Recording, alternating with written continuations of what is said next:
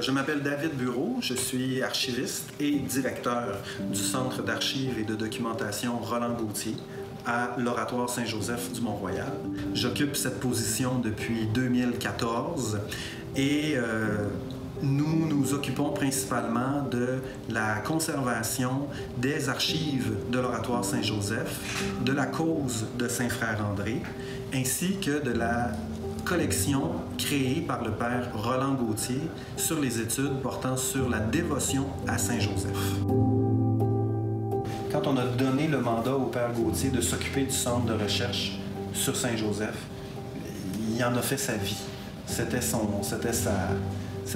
maison, sa deuxième maison. C'était un bourreau de travail, le père Gauthier. C'était une espèce d'Emmanuel Kant, c'est-à-dire que sa vie était réglée au quart de tour.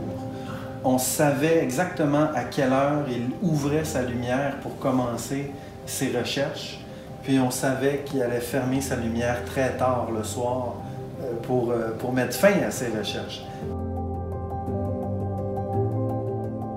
Ce qui est intéressant avec le père Gauthier, c'est le fait qu'à son époque, où il n'y a pas d'informatique, où il y a très peu d'accès téléphonique, le père Gauthier va prendre la peine d'écrire à toutes les personnes qu'il considère comme étant des professionnels de Saint-Joseph, des connaisseurs de Saint-Joseph. Alors, il va écrire au Canada, aux États-Unis, en France, en Angleterre, en Allemagne, en Espagne, au Portugal, au Brésil. En fait, partout où va se trouver un peu la congrégation de Sainte-Croix, il va envoyer des antennes. On remarque ce schéma-là d'écrire à la congrégation, de recevoir ensuite et de faire collaborer ces gens-là à la rédaction des cahiers de joséphologie.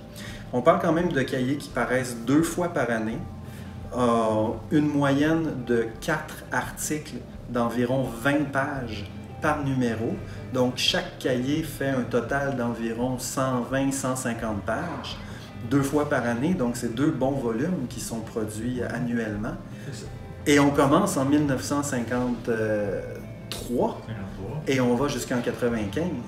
Et ça, c'est seulement les cahiers, c'est pas les actes des congrès ou des symposiums. En fait, le père Gauthier était l'organisateur des symposiums, littéralement.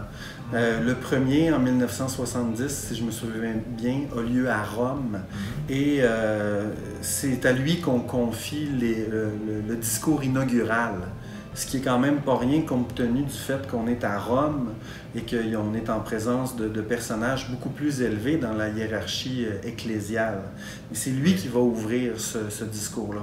Pour la petite histoire, le premier congrès sur Saint-Joseph, le premier congrès international sur Saint-Joseph, il a lieu ici, à l'Oratoire, en 1955, qui est aussi une année de Saint-Joseph.